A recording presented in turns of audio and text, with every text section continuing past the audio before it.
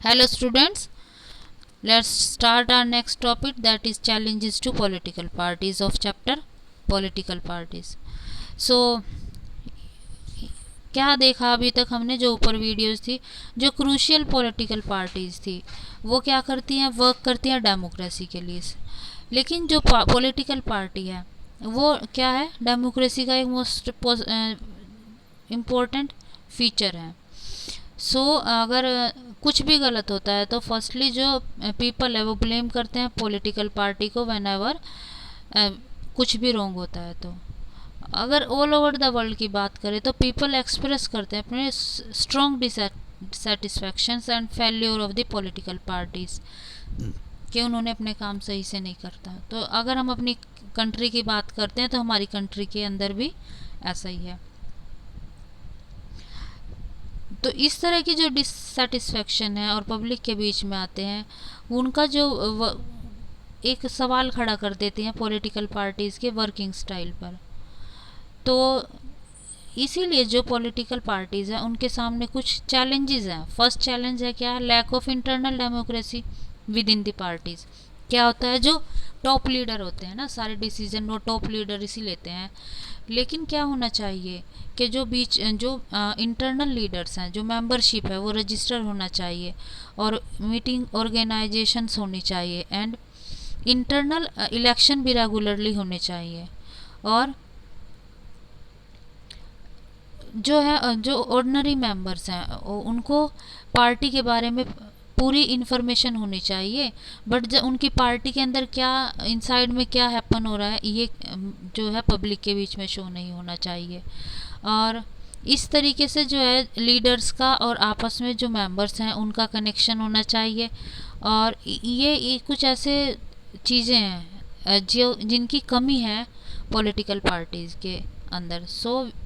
This is first challenge. ये एक cartoon दिखाया हुआ है, इसके अंदर एक इटली के प्राइम मिनिस्टर दिखाए हुए हैं, बर्लुस्कोनी क्या थे, प्राइम मिनिस्टर थे इटली के, और एक वो बिजनेसमैन भी थे, इटली के लीडर भी थे, और उनकी एक अपनी टीवी चैनल्स थे।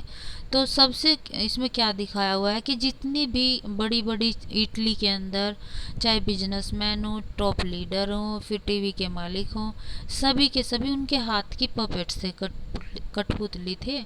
और सभी क्या करती थी, जो इटली के अंदर पूरी की पूरी आप बोलेंगे हर एक कम्युनिटी उन्हीं के अराउंड घूमती है। उनका होल्ड दिखाया, बेसिकली होल्ड दिखाने की कोशिश की गई है। तो सेकंड चैलेंज क्या है, डायनेस्टिक सक्सेशन की बात करते हैं कि क्या मतलब पॉलिटिकल पार्टीज़ के अंदर जो लीडर्स चूज़ होते हैं वो एक ही फैमिली के मेंबर्स होते हैं और वो कई पीढ़ी तक चलते रहते हैं। इससे क्या होता है, जो रियल एबल पर्सन होते हैं या फिर हम कहेंगे जो मोस्ट क्वालिफाइड पर्सन होते हैं किसी भी पार्टी का लीडर बनने के लिए, वो नहीं बन पाते और सिर्फ क्या है, father to father for father इस तरीके से बनते रहते हैं। जो थर्ड चैलेंज है वो है money and muscles power parties. Mostly जो पार्टी है उनके अंदर पैसा चलता है और पावरफुल पर्सन चलते हैं, मतलब जिनके हाथ में जितनी पावर होती है। तो रिच पीपल की कंपनीज को हम बोल सकते हैं पॉलिटिकल पार्टीज़ को।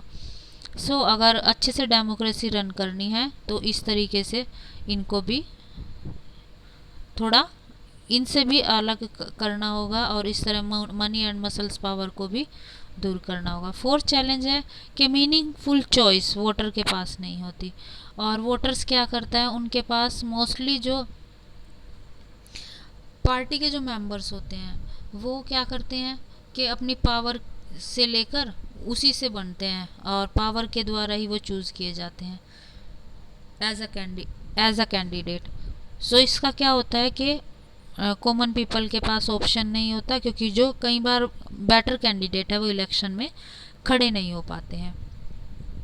इसमें एग्जाम्पल दिया हुआ है लेबर पार्टी और कंजर्वेटिव पार्टी ब्रिटेन के अंदर, और agree on more fundamental aspects but differ only in detail to on how policies are to be framed and implemented. कि दोनों पार्टीज अलग हैं लेकिन अगर दोनों में देखें तो उनमें डिफरेंस भी बहुत कम है कहने को, लेकिन उनके फंडामेंटल एस्पेक्ट्स मोस्टली एक जैसे हैं। हमारी कंट्री के अंदर क्या है, मेजर जो पॉलिटिकल पार्टी है उनकी जो इकोनॉमिक इश्यूज हैं वो बहुत ही कम उठाते हैं वो।